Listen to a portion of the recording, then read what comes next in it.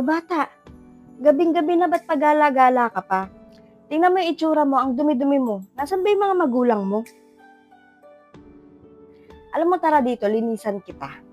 Buti na lang lagi kong dala tong alcohol ko. Para naman kahit papano ay ma-disinfect kita at maalis ko yung germs dyan sa katawan mo.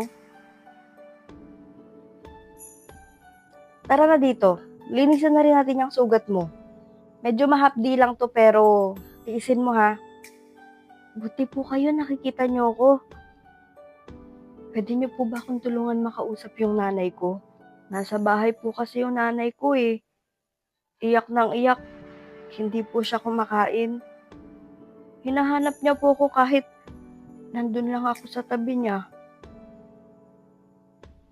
Tulungan niyo po ako makausap siya ha.